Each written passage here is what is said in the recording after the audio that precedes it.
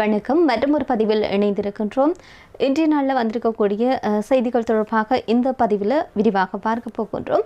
அந்த வகையில் பார்க்கிற போது இந்த தேசிய அபிவிருத்தி வங்கியில் இடம்பெற்றிருக்கக்கூடிய உள்ளக நிதி மோசடி தொடர்பான செய்திகள் எல்லாம் வெளியானது உங்களுக்கு தெரியும். இதே நேரத்தில் இந்த நிதி மோசடி தொடர்பில் தாம் மிக நெருக்கமாக அவதானித்து வருவதாக இலங்கையினுடைய மத்திய வங்கி அறிவித்திருக்கிறது. அத்துடன் வாடிக்கையாளர்களுடைய வாய்ப்புகள் பாதுகாப்பாக இருப்பதாகவும் அறிவித்திருக்கிறது. ஏப்ரல் மாதம் 10ஆம் தேதி வெளியிடப்பட்டிருக்கக்கூடிய அறிக்கையில் தான் இந்த ஒரு விடயம் சொல்லப்பட்டிருக்கிறது. அதில் என்ன விடயங்கள் சொல்லப்பட்டிருக்குன்னு சொல்லி பார்க்கிற போது, இதுவரை மேற்கொள்ளப்பட்டிருக்கக்கூடிய இந்த மதிப்பீட்டுகளின்படி தேசிய அபிவிருத்தி வங்கி போதிய மூலதனம் மற்றும் பணப்புழக்கத்தை கொண்டுள்ளதாகவும் அவை குறைந்தபட்சம் ஒழுங்குமுறை தேவைகளை விட அதிகமாக இருப்பதாகவும் தெரிவித்திருக்கிறது. இந்த சம்பவத்தினால் வாடிக்கையாளர்களுடைய கணக்குகளுக்கோ அல்லது வாய்ப்புகளுக்கோ எந்த விதமான பாதிப்பும் ஏற்படவில்லை, அவை பாதுகாப்பாக இருப்பதாகவும் மத்திய வங்கி அறிவித்திருக்கிறது. வங்கியினுடைய ஸ்திரத்தன்மையை பேணவும் வாய்ப்பு செய்தவர்களுடைய நலன்களை பாதுகாக்கவும் தேவையான அனைத்து நடவடிக்கைகளையும் எடுக்க தயாராக இருக்கிறது.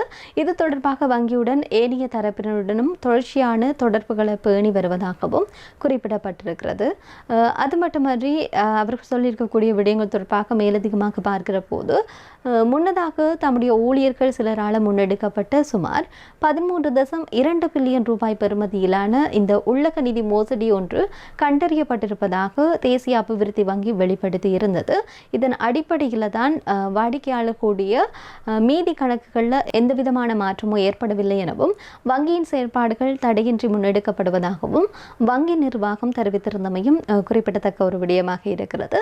இந்த மோசடி தொடர்பான விடயம் அதிக அளவில் பேசப்பட்டது.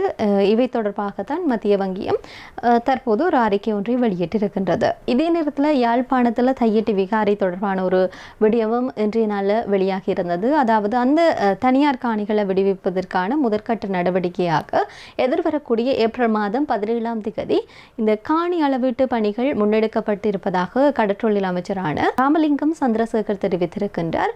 யாழ்ப்பாண மாவட்ட செயலகத்தில் இந்த தையட்டி விகாரை அமைந்திருக்கக்கூடிய காணி உரிமையாளர்களுடன் இடம்பெற்றிருக்கக்கூடிய கலந்துரையாடலின் போதுதான் கடற்றொழில் அமைச்சர் இந்த விடயத்தை தெரிவித்திருக்கின்றார்.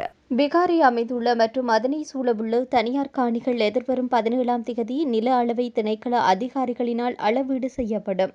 காணி அளவீடுகள் நிறைவடைந்ததும் உரிய ஆவணங்களின் அடிப்படையில் காணி உரிமையாளர்கள் யார் என்பது உத்தியோகபூர்வமாக உறுதி செய்யப்படும்.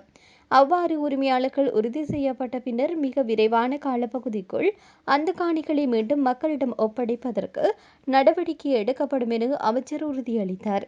தையிட்டி தனியார் காணிகளை சுவீகரித்து சட்டவிரோதமான முறையில் விகாரை அமைக்கப்பட்டுள்ளதாக கூறி அந்த பகுதி மக்கள் மற்றும் அரசியல் தரப்பினர் நீண்ட காலமாக போராட்டங்களை முன்னெடுத்து வருகின்றனர்.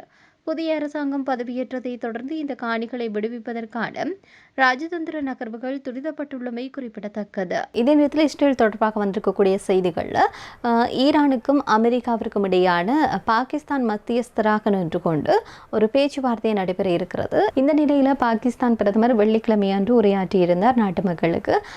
அவ்வாறு அவர் உரையாற்றுகின்ற போது அவ்வாறான விடயங்களை சொல்லியிருக்கிறார் என்பது தொடர்பாக பார்க்கின்ற போது, இது வாழ்வாசாவாகின்ற தருணம். இந்த பேச்சுவார்த்தைகள் வெற்றி பெற்று எண்ணற்ற உயிர்கள் காப்பாற்றப்பட்டு உலகம் அமைதியை காண வேண்டும் என்று உங்கள் அனைவரையும் பிரார்த்திக்குமாறு கேட்டுக்கொள்கின்றேன்.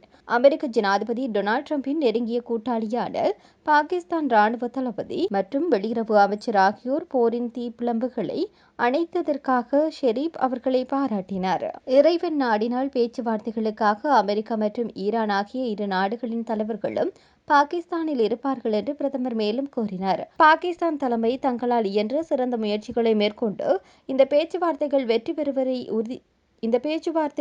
பெறுவதை உறுதி செய்யும் என்று அவர் கூறினார். இவ்வாறான விடயங்கள் நடைபெற இருக்கக்கூடிய இந்த ஒப்பந்தம் தொடர்பாக வெளியாகி இருந்தது. இதே நேரத்தில் மத்திய கிழக்கில் நிலவக்கூடிய இந்த பதற்றமான சூழலினால ஹார்முஸ் நீர்நிலை வழியாக செல்லக்கூடிய இந்த போக்குவரத்து என்பது முற்றாக தடைப்படக்கூடிய ஒரு நிலை ஏற்பட்டிருக்கிறது.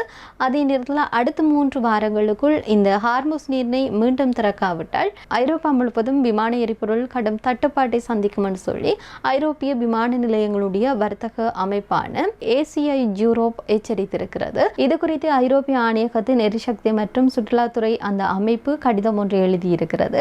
ஐரோப்பா தன்னுடைய விமான எரிபொருள் இறக்குமதியில் சுமார் 50% வளைகுடா நாடுகளிலிருந்தே பெறுகிறது என்பது குறிப்பிடத்தக்கது.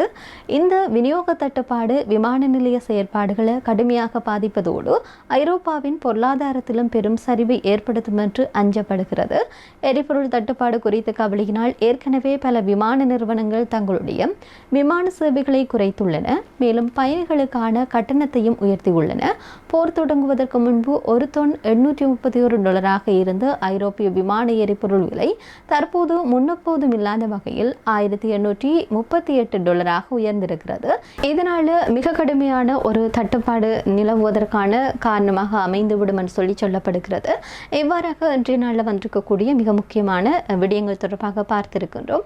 மற்றும் ஒரு பதிவில் சந்திப்போம். நன்றி.